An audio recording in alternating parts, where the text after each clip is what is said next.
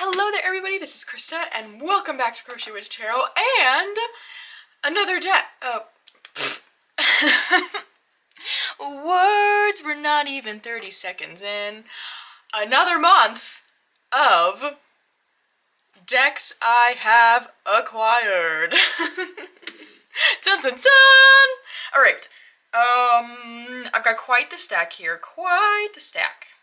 So I think we just gotta get into it. Let's just get rolling. Let's get rolling. We're gonna start with, something really exciting! This was entirely a gift from Andy because of my latest and greatest obsession with My Little Pony.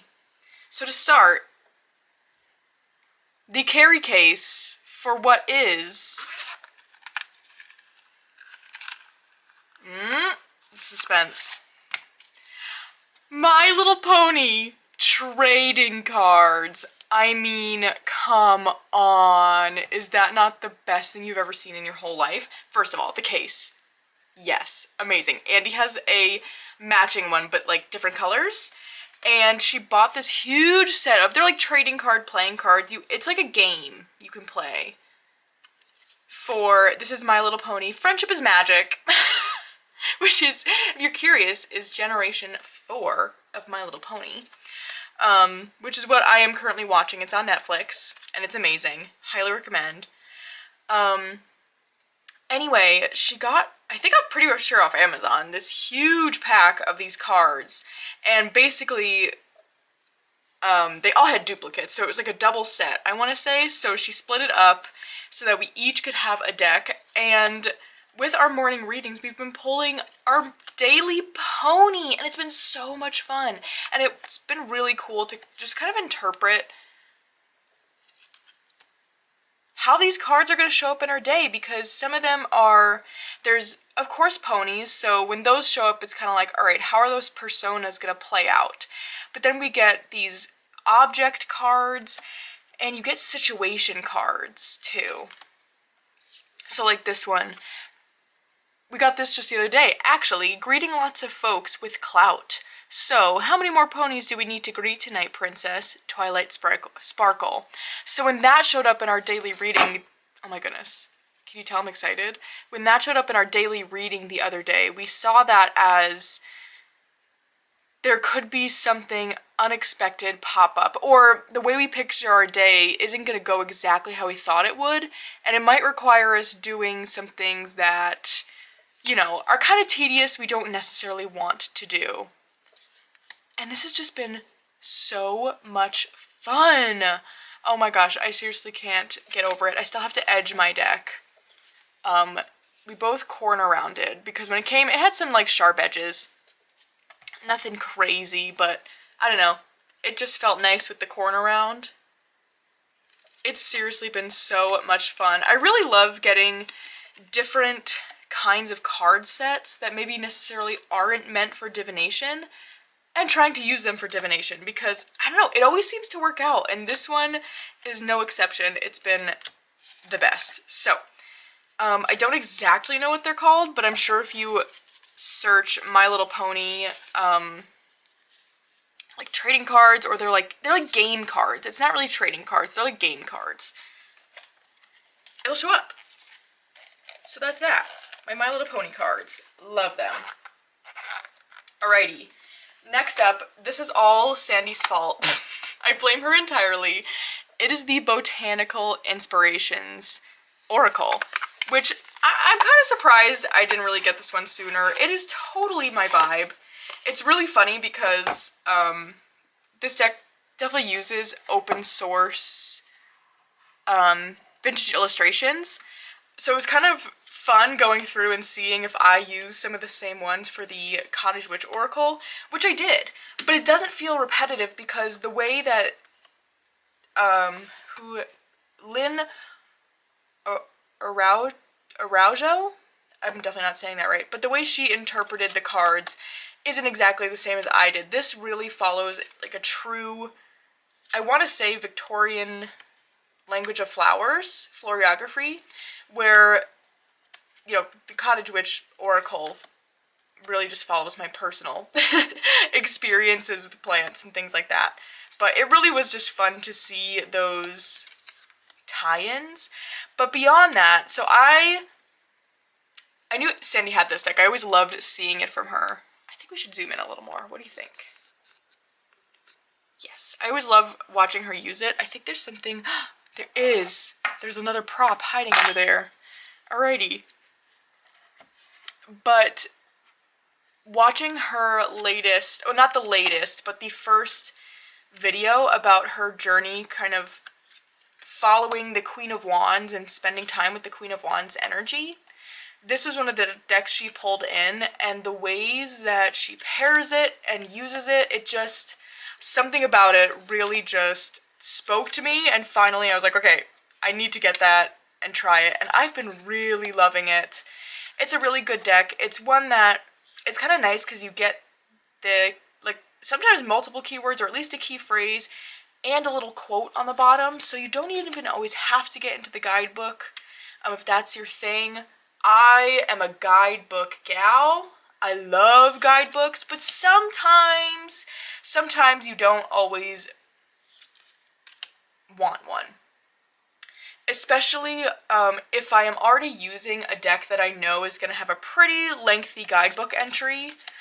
I like pulling out decks like this where I don't feel like I have to get into the guidebook if I'm already feeling just tired of reading and I want the message, you know?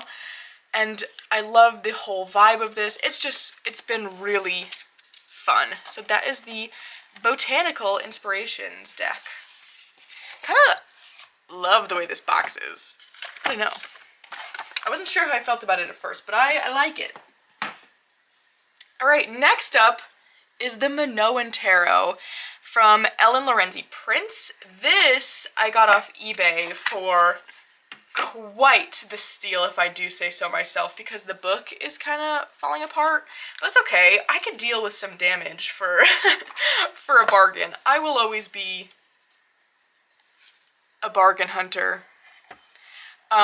So this is not one I probably would have bought new, just being honest, because I don't know. I don't really know, because the Minoan theme of it, I just didn't really know much about that. And so, but when it came up for the price it did, it was the kind of thing where it's like, okay, I really do love the Ellen Lorenzi Prince decks that I do have. And I've got a collector's brain, so sometimes when the opportunity approaches and I'm like, ooh, I can kind of complete a collection here, I'm gonna want to do it. So that was a bit of the motivation. But I have to say, I've really been loving using this one, and it kind of lined up with getting a bit more into deities that are at least kind of adjacent to this kind of time period, or culture, I should say. Which, I don't know, I'm saying those words and not being sure if they're correct, so eek. But I've really been enjoying it. There's something about her artwork I really, really love.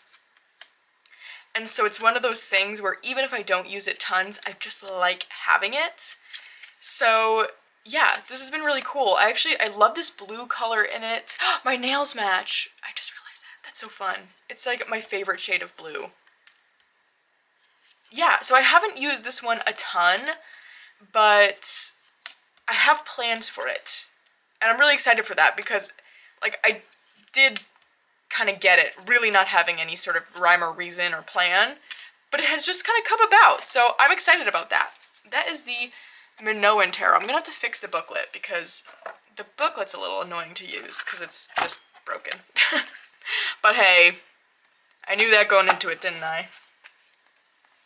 Alright, now speaking of collector's brains, let's go right into the next two. The Isis Oracle Pocket Edition. So, some of this new work I've been doing with a new deity has just kind of led me to a lot of work around we're just gonna look at the pictures, because so these pocket editions of these goddess decks from Alana Fairchild have the message on the back, which I really like.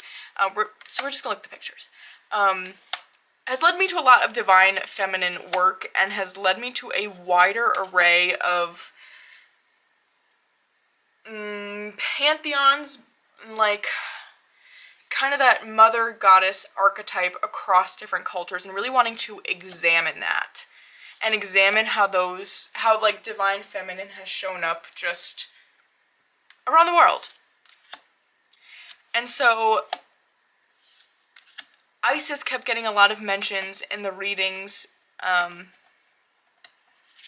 were being pulled, and so I wanted to get this deck. And then the other goddess that was getting a lot of mention was Kuan Yin. And so I have the Kuan Yin pocket now as well, so let's just look at that. Because I'm sure we've all seen plenty of these before, but they are new to me. And I've really, really enjoyed working with them. I've been doing readings with the Black Madonna, Mysteries of the Black Madonna Tarot, where I'll pull that in the center and pull these two on either side. And I also have the Kali Oracle in the full size, and I have been using that with it as well. But again, collector's brain. So I'm really obsessed with these pocket decks right now, because I love just getting the concise message on the back. Because I do like Alana Fairchild's writing, but sometimes it's just kind of like, alright, I read through this whole thing and now I'm not really sure what the point was. Like, sometimes I feel like it goes in quite a few directions. Where with these pockets, it feels like you don't get that much on the back, so you can't really mistake what's going on there.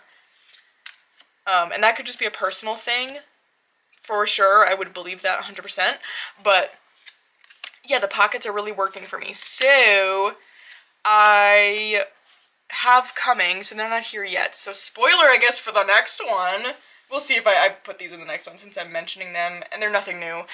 But the Mother Mary pocket and the Kali, actually the Kali and the Wild Kuan Yin pocket.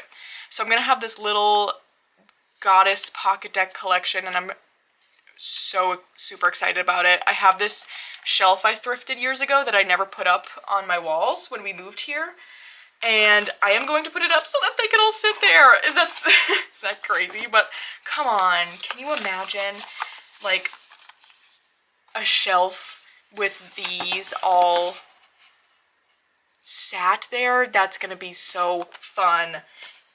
Amazing. I'm so excited about it. So those are my new pocket goddess decks. All right. A lot of these decks, I feel like, so sorry, I feel like they're not super exciting. I feel like lately I've been almost going into like the backlog of mass market catalogs to kind of be like, okay, what did I write off at first that I actually think I'd enjoy?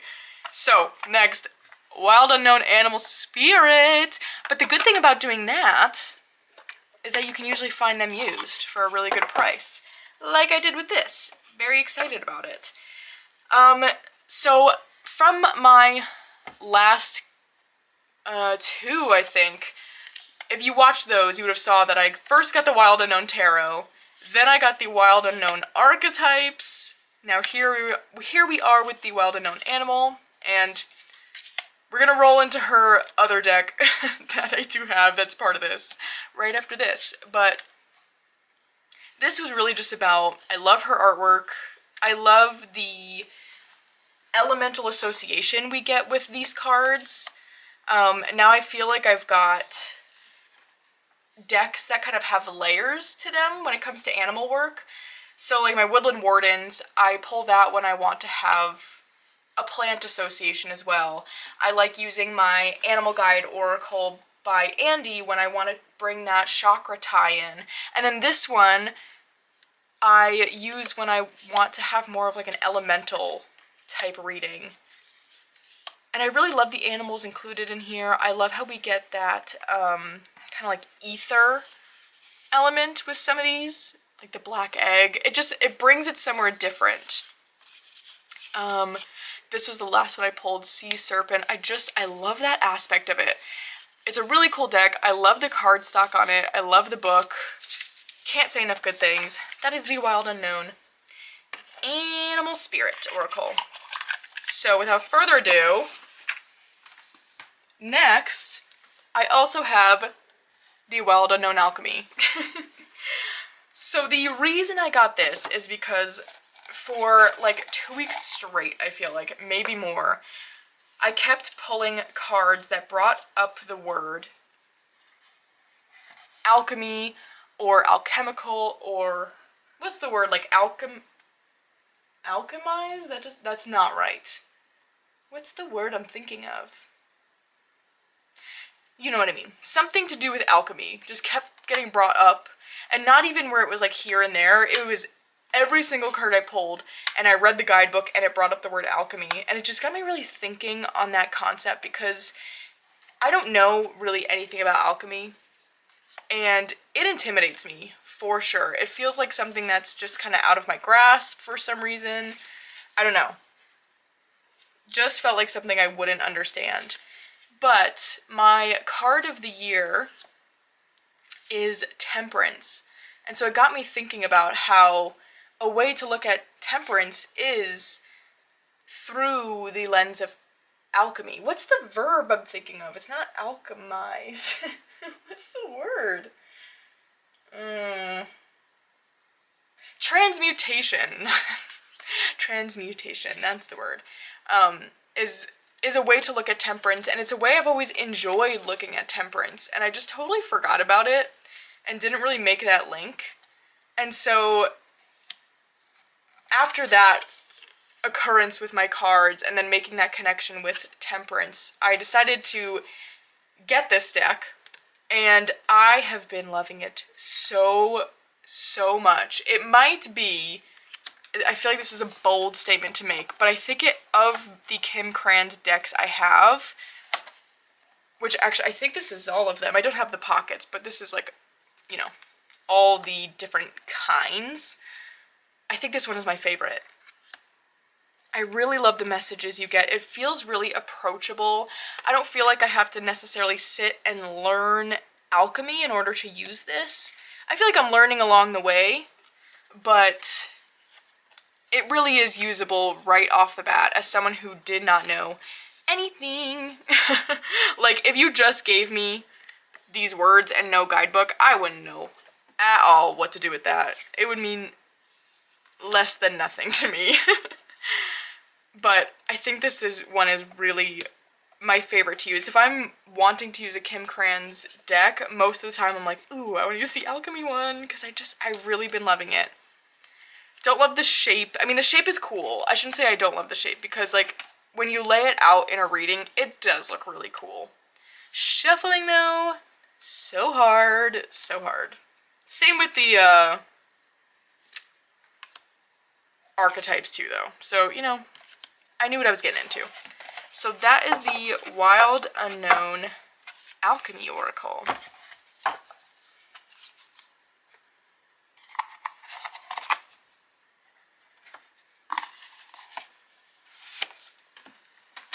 Alright, ooh, let me do these on the floor so I don't forget. Next was a Kickstarter that came in that is not in the appropriate bag. I took it out of its box because the box was big, and I'm not finished making the bag yet, so it's in this. But this is the Serpent and Peacock. Did I get that order right? I'm pretty sure. Serpent and Peacock Tarot, the Art Edition. Oh my gosh, I am so obsessed with this deck. I've hardly even read it with it yet, but I just keep flipping through it. And it's so much fun. It's so much fun. I love medieval artwork. Anything to do with the medieval period, that is my little obsession. I was a medieval era kid. Yes. So this just feels like it hits every kind of happiness point in me. Like, it makes my little nerd brain happy. Aesthetically, I love it. It feels like it hits this interesting inner child part of me because of how much I loved the medieval period from childhood. I just love, look at that! Oh my gosh, that's so good. I just love looking at each and every one of these cards. It really makes such an interesting spread when you lay it all out. So there's multiple choices for some of the cards. I shuffled them all in because, okay, here, because it comes with a nice big guidebook, and it gives you meanings behind all of the cards. So it's not like, you know, there's 2 magician cards and there's only one magician interpretation. The 2 different magicians have 2 different interpretations. So, like, what if one magician is the vibe one day and the next day it's the other one? It's totally different meanings. So I left them all in. They're all there. Which I really kind of love. I love that little bit of chaos happening with it, because it's a little bit of a chaotic deck. Oh my gosh. And the cardstock quality, everything about this is beautiful, and I love it so much.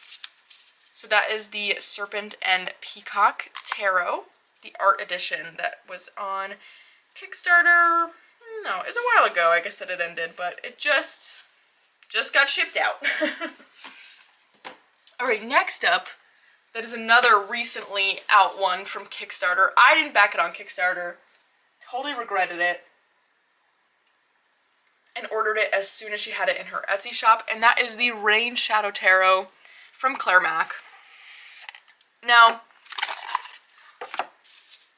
I don't say regret in terms of like, oh, like I'm mad at myself for not getting it, because I was actually being responsible at the time, so I should applaud myself for that, because I knew on paper that I really enjoyed her artwork, so I did have it backed, and then once it was like well over fully funded and like it was about to end and I got thinking on it, I decided to cancel, look at that card, ugh, I love that one, cancel my pledge, because I had the Illuminated Earth Oracle and barely used it. So I was like, if I already have this deck of hers that I don't really use, what's telling me that I'm going to use this one? So I decided to back out of my pledge and just kind of keep following along. But in the meantime, I found a used copy of the Faceted Garden Oracle and started using that alongside my gardening journey this spring and summer so far, and started using the oracles more like a tarot, and for some reason it just made it all make sense to me. And from there I have absolutely fallen in love with her work, and in a way where it's like I've fallen in love with reading and divining, you can say, with the cards she makes. So I was really, really excited for this to come out, and then to come out in her Etsy shop so that I could have it too. And I've loved seeing everyone using it and making pairings with it. I saw in one of the Facebook groups, I think it was Lisa's Facebook group, someone paired this with Heart of Fairy and the Fairies Oracle from Brian Froud, and it was so good. I haven't tried it yet, but I'm totally going to. Yeah, I'm really excited about this one. It's really, really beautiful. So that is the Rain Shadow Tarot from Claire Mac, which you can find in her Etsy shop now, because that's where I got it. Alright. Another newer one is the Creative Conscious Healing Oracle. The other kind of vibe of this past month has really been leaning into more intentional emotional healing work. And I remembered seeing this on Lisa's, what does she call those videos? Hot takes, her hot takes. And being like, oh my gosh, I love the whole vibe of that. I need to save that and get it when it comes out. And then I kind of forgot. But then when I was, you know, this theme was coming up of emotional healing. It made me remember about this one. And so I ordered it maybe like a week or two ago now. And it has just really hit the right spot. I love the different messages of these cards. I love how the guidebook works. You get a kind of main message, and then you get a, what is it called? What do they call it? Creative visualization, and then you get a journal prompt. That I have been really loving about this, because sometimes I'll use it just as a journal prompt, but sometimes I use that journal prompt question as the opening for a wider tarot reading. And I just love the whole feel of this deck. It's really magical and whimsical. It's just hitting in the right place right now. So I don't have too much of a review because, again, it's of this pile here, this is probably the newest. But look at that, Rainbow Boundary. Protecting your true self. Oh my gosh, so good. I love every single one of these cards. So that is the Creative Consciousness Healing Oracle. And this is put out by Andrews McMeel, which is the same publisher that puts out Woodland Wardens. So I feel like I gotta look to see what else they got, because I'm impressed. Alright, another oldie but a goodie, the Moonology Oracle. My friend Rachel loves this deck and has for years and years and years, and is constantly showing it to me, and I just didn't think it was one I liked. I don't typically enjoy that kind of cosmic astrology feel, but from spending that time I did with Andy with the She-Wolf Tarot, it really opened me up to that a lot more. It's something that I've really begun to enjoy. And so it just so happened that right in the midst of those 2 weeks that Andy and I spent with the She-Wolf, Rachel brought this into work to show to me again. But this time she showed me more of the guidebook and showed how it has a spread for not only the new moon and the full moon, but also the waning moon and the waxing moon. So any kind of moon phase you're in, of those, those core four, we'll say, there's a spread to do. And so she was saying how when she feels like she really wants, like, actionable advice almost, she uses this deck and just goes to whichever spread lines up with the current moon phase and does that spread. And something about hearing that it really got me excited about it. And so I immediately picked this one up because you can, especially if you wait for a Hay House sale, which they're constantly having. I've seen this for like $10. You can get it for pretty cheap, but it's a really, really good deck. And I really love those spreads that are in it. I've been thoroughly enjoying my time with it. So that is the Moonology Oracle.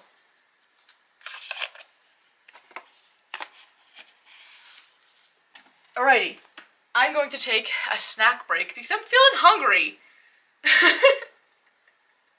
And I'm trying to just have a snack break when I need to, even if I have to stop in between. So I'll be back. It looks like my camera is overheating anyway, so see you in a second. Okay, I'm back. Did you miss me? Anyway, next up, the Herbal Astrology Oracle, staying in line with that new interest of mine in the cosmic realm, I guess you could call it. This also came about from the She-Wolf 2 weeks, and I really enjoyed how this one kind of combined that cosmic realm, with the astrology tie-in with the kind of earthiness that I am comfortable with and know well. This one's been on my list for probably since it came out, but I just hadn't gotten it because, again, I just wasn't sure about that astrological tie-in. But with doing that 2 weeks with the She-Wolf And also, I have found from doing the deck and walk, I'm getting much more comfortable with astrological concepts, but also just the energy of that. I found that it was something that made me kind of genuinely uncomfortable, like anything to do with the, like feeling in outer space. Not a fan. I don't know, it causes this image in my brain whenever I think about it of me being it sounds so insane, but it's every time I hear the word astrology or hear the word cosmic, I think of myself, or I shouldn't say this isn't the case anymore, but I used to, maybe sometimes, but it's okay, think of myself in a spaceship, and that is probably my top fear, is being launched into space. I realize it is quite the feat of humanity, and it's a really cool thing I can admire other people doing, but literally my worst nightmare is getting launched into space. Nope, no thanks. And so those terms made me think of that. Oh my gosh, that sounds so crazy. But, you know, we're healed. We're here. With the Herbal Astrology Oracle, bringing in astrology. I don't know. I really love this one though. I mean, it's undeniably beautiful. I really love, it's made it feel so approachable to me. So, that all being said, Herbal Astrology Oracle, it's here. And we love her. I edged it in pink. I love it. I love it! I've really been enjoying that one. The guidebook is really good. I love an herbal deck that gives you the background of the herb and kind of like common uses. Love that. Next up, Animal Apothecary. I love this one. This one, ooh, I edged it in green. I've been in a deck edging kind of month. I've got more I want to do, but, you know, I do have other things I have to do sometimes, I guess. So they say. I really love this one. I love the colors in it. I love the art style way more than I ever thought I would. This is not my usual kind of thing, this like flat artwork, but I love it. And this was another one. The She-Wolf week, I was really doing something. She-Wolf changed the game just a little bit. And this was a pairing I loved with She-Wolf, but even beyond that, it has gone with so many other of my decks that previously I feel like I had a really hard time pairing, and it was just because they were decks that were out of my usual element, and I wasn't getting other decks out of my element in order to pair with it. So I guess the message here is try new things. And when Andy says it's a really good deck and I would really like it, to just listen, because she's always right. And so here we are, and I love this one. The guidebook is so good, so good. I love the messages I've been getting from it. Yeah, it's been a really good time. So that is the Animal Apothecary Oracle. Alright, now these next two decks I have full walkthroughs up on the channel, so I won't spend too much time. But this first one is the Fairies Oracle deck and guidebook that I was sent from Running Press, their Mystic, oh no. It's called the oh gosh, hold on. It's just, okay, it's Running Press Mystic. I thought so, but it felt like there should have been another word there. Running Press Mystic. It is Running Press's imprint of just kind of new age type books, and now they are making, I shouldn't say now, they have been making decks for quite a bit. Actually, where's the other one that I had? Oh my gosh, I was sent two, so I've got the other one. Okay. And So I'm part of their Mystic Covens, so I get the opportunity to try new things that they're coming out with, which is really, really exciting. And so the month of June, yes, was themed around fairies. So we got this new fairy deck that is coming out, I want to say within the next few days, if not already. It was supposed to come out July.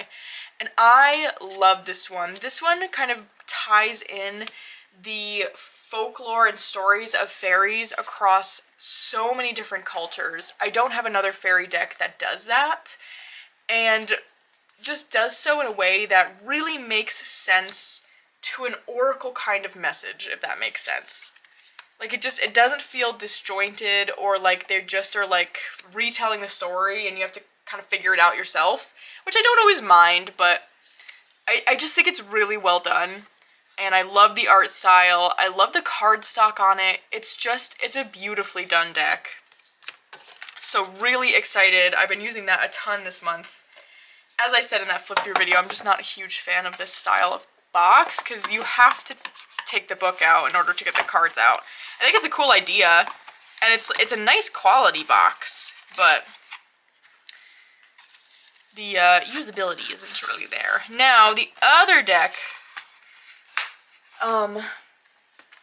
I got, which is not new, but is put out by them in honor of Pride Month, was the Queer Tarot. Now, this is one that I had when it first came out, probably a year ago maybe, but I gifted to a friend, which no regret there.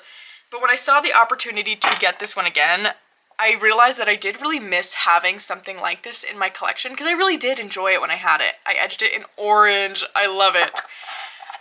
Because, I don't know, I don't really have many decks that are modern feeling in this way, and I feel like this one brings me that modern, heavily peopled deck with this kind of fun 70s-like vintage flair. And I love it for that. I love the diversity in it. I love the whole theme, of course. It just, again, the quality of it is amazing. I love the guidebook. I really love this deck. And I'm so, so happy to have it back, because this is one that, when it came out originally, I purchased on my own accord and just ended up gifting it to a friend who I felt just needed it more at the time, which is okay, but ooh, I didn't even hesitate when there was a chance to get it back, because I was like, I loved this one, and I love going through it, and I love the bright colors. It's such a good mood deck. That's what I'll say about that one. So, that is the Clear Tarot. Now that wasn't the one I had the flip through of. Realizing my previous words, that just was, I remembered it because that came in my box as well, from Running Press. Okay, this is the other one I just did a walkthrough of, and this is the Xammer Twins Oracle from Deviant Moon. This was a pre-order that came in this month. I pre-ordered it, oh my gosh, probably back in like, I don't even know, it was a long time ago. But well worth the wait. As usual, I love anything from Deviant Moon. I have plans, because now, of course, with this new practice Andy and I have going, we've got a list of decks we want to go through, and one of them is the Deviant Moon Tarot, which I don't currently have in my collection. I did, and then I gifted that to someone as well, but I have plans to get it back so that we can deep dive that with the big book that you can get. But we're waiting for like the fall, winter time for that. And this oracle I really love. I haven't gotten to know it super well. I think because, to me, the Deviant Moon decks, while I do use them any time of the year, they have just an undeniable fall-winter feel to me. So this oracle just doesn't really pair with a lot of the decks that I have out to fit the current season, but I haven't put it away with my fall and winter decks because, I don't know, I have used it. I'm loving it. I'm really loving it. I love the art style of it. It's so good. I love the messages. It really brings just the classic Patrick Valenza, like, just wonky, what's happening here kind of artwork, but then really hits home with a message, which I love. So, that is the Zammer Twins Oracle. Again, I do have a full walkthrough of that up if you were interested and missed that. It's there. Somewhere. Alright, we've got 2 more to go, and they are a pair. So, let's zoom out a little, because they're big boys. I got, again, because the whole vibe has been kind of divine, feminine, emotional healing. So, finally, these have kind of been on my radar for a while now. I got the Wisdom of the Divine Feminine and Wisdom of the Shadow deck pair, and oh my goodness, this has just been rounding out those Divine Feminine Goddess readings I've been doing so well, so well. So pairing this with the Mysteries of the Black Madonna, with the Pocket Goddess Oracles, oh my goodness, it's been so stinking good. And I've been using them together, so I will pull from both of these decks at the same time. I'm not, like, gonna shuffle them together, but more using them congruently, and I think they just, I mean, they absolutely just had to have been made to pair because they work together so incredibly well. I love this art style. It really pairs well with that just kind of general vibe I feel like happens with goddess or deity decks in general. The ones I have and have been using, I guess I should say. But yeah, the readings I've been getting from this have just been really profound feeling and special. These are a bit, I mean, all of these are new, but I mean, in the realm of the month, these came in recently rather than more towards the beginning of my last video, I guess you could say. I love this Compassion one. So I haven't used these a ton, but I love that one too. I'm really impressed with it so far and really kind of loved how it just instantly fell into place in my practice and really just, I don't know, it created this whole special readings, a lot of the decks I got this month. So if anyone would be interested in seeing a video on how I've been doing those divine feminine healing readings, definitely let me know. Because I've been loving it. Really been loving it. So that is the Wisdom of the Divine Feminine and the Wisdom of the Shadow Oracles. And that, my friends, is all I had to share with you today. Yeah, because I do not have those other pocket ones yet. I'm sure I'll put them in the next one real quick. That's kind of how I'm running these, is I just keep an ongoing list of anything that comes in between, and that's what we show. So, as usual, I hope you enjoyed, and other than that, I hope you are having a fabulous Friday and looking forward to a wonderful weekend, and I'll see you again very soon.